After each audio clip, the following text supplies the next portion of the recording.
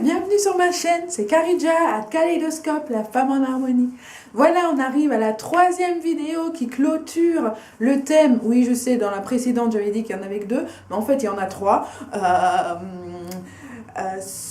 Donc, on arrive à la troisième vidéo, la dernière vidéo qui clôture le sujet de l'enfantement et de la douleur de l'enfantement. Donc, dans les deux premières, on a parlé de la douleur, de son rôle, de son but. Et là, on va essayer de parler un peu des alternatives, parce que c'est sympa de se dire, je vais travailler, essayer de travailler sans péridurale, mais Karidja, qu'est-ce que tu me proposes d'autre? Donc, je vais juste te donner quelques pistes, pistes de réflexion, quelques pistes de solutions pour t'accompagner au travers de cette douleur sans péridurale, si tu choisis ça pour un petit temps ou pour le début de ton travail ou pour tout ton travail. Donc, pense qu'il y a de l'eau. Tu peux aller dans le bain, dans une baignoire de dilatation, comme on appelle ça. Elle a pour avantage de te détendre, de détendre les muscles. L'utérus étant un énorme muscle, eh bien, il va se détendre dans de l'eau chaude. D'accord? Et ça va te permettre de récupérer un petit peu entre les contractions. Attention, il ne faut pas rester plus de 2 heures dans cette baignoire parce que alors tu commences à libérer une espèce d'enzyme qui, elle, est un peu néfaste au niveau de ton travail. Je ne vais pas entrer dans les détails, si tu en veux plus, eh bien viens me voir. Deuxième solution, tu peux éventuellement te faire masser. Voilà, demander à ton compagnon de te masser le bas du dos ou les zones qui te sont nécessaires. Troisième solution, le fait d'intégrer et d'analyser la douleur. Voilà, tu as mal, ok, mais est-ce qu'elle est vraiment physique ou est-ce qu'elle est psycho-émotionnelle? Parce que c'est tout à fait possible qu'à un moment donné dans ton travail, tu bloques et tu bugs sur quelque chose et que tu n'avances plus dans ton travail. Ça s'est passé, j'ai déjà eu le cas. Et alors, il est vraiment important de travailler sur cet aspect culturel et psycho-émotionnel. Avant d'entrer dans ton travail, avant d'accoucher, dans ton travail et dans ton suivi de grossesse, j'ai envie de dire, travaille avec ta sage-femme sur la signification de la douleur pour toi. Comme ça, on peut déjà enlever le côté physique, physiologique. Et alors, il restera éventuellement le côté psycho-émotionnel, j'ai envie de dire.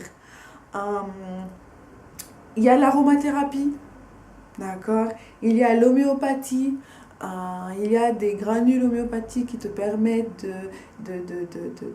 d'assouplir ton col, pour lui permettre de se dilater et de s'effacer correctement. Il y a il y a la respiration qui est vraiment, vraiment importante et primordiale dans cette situation-là. L'inspiration abdominale, comme on appelle ça. Alors on expire d'abord tout et puis on inspire 2 temps par exemple, mais on expire 4 temps. Donc vraiment se concentrer sur cette respiration qui est un peu hypnotique, qui est un peu relaxante et qui permet surtout d'oxygéner ton enfant pendant les contractions et pendant ton travail. Il y a qu'est-ce qu'il y a d'autre comme technique? Il y a les fleurs de Bach aussi qui peuvent travailler et t'aider à travailler sur le psycho-émotionnel justement. Je pense que je me suis trompée. Tout à l'heure, j'ai dit que travailler avec ta sage-femme permettait d'éliminer le côté psycho-émotionnel. Non, non, non. Travailler avec ta sage-femme permet de travailler sur le côté psycho-émotionnel de la douleur et le côté culturel de la douleur, pardon. Et alors, il restera le côté physique à gérer. Pardon, c'était une petite parenthèse. Voilà. Travailler sur la douleur, travailler avec la douleur, accompagner la douleur de manière alternative que la péri, c'est tout à fait possible, en tout cas pour une partie de ton travail.